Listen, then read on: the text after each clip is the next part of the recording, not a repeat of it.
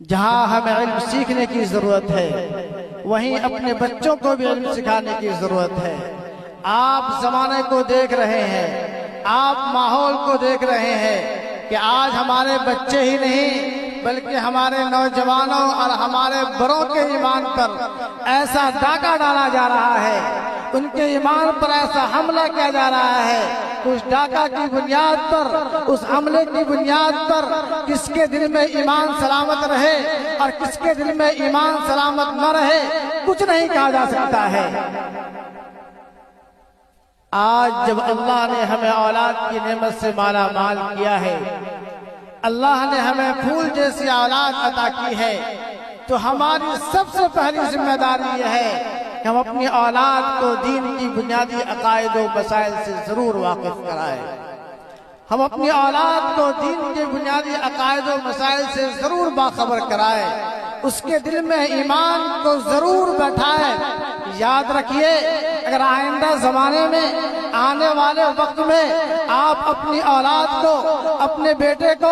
اپنی بیٹی کو مسلمان دیکھنا چاہتے ہیں، ایمان کی حالت میں دیکھنا چاہتے ہیں، تو خدا کی قسم آپ کو یہ تہیہ کرنا پڑے گا، آپ کو یہ عزم مصمم کرنا پڑے گا کہ چاہے ہمیں ایک روٹی کم کھانی پڑ جائے تو ہم ایک روٹی کم کھا سکتے ہیں، اگر ہمیں پھٹے پرانے کپڑے میں زندگی گزارنی پڑ جائے تو ہم زندگی گزار سکتے ہیں، اگر پھوس کے مکان میں ہی زندگی گزارنی پڑ جائے تو ہم زندگی گزار سکتے ہیں، لیکن ایسا کبھی نہیں ہو سکتا کہ ہم اپنے بچے کو دین کی بنیادی عقائد و مسائل سے محروم رکھیں گے۔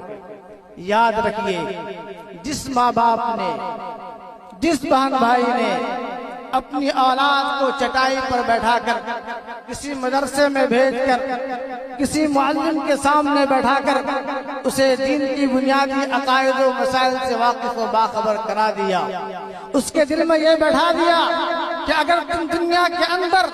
ایسے شخص بن بھی گئے کہ دنیا کے سب سے بڑا کنٹرول تمہارے ہاتھ میں ہو،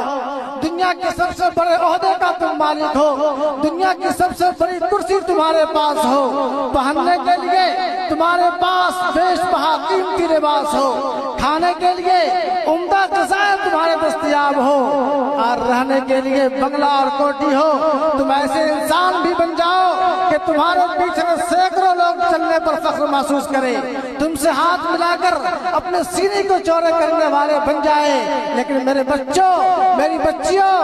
یاد رکھو، خدا کی قسم اتنی چیزوں کا حامل ہونے کے باوجود بھی اگر تمہارے اندر ایمان کی دولت نہ ہوگی، یقین کی دولت نہ ہوگی، تو نہ تم دنیا میں بھی کامیاب ہو سکتے ہو، نہ آخرت میں کامیابی و کامرانی تمہاری مقدر بنے گی۔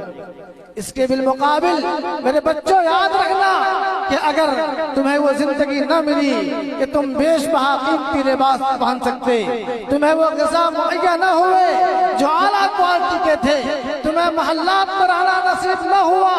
تمہارے لیے کوئی آرام دہ گاڑی تمہاری قسمت میں نہ آئی، لیکن اگر تمہارے پاس ایمان کی دولت ہوگی،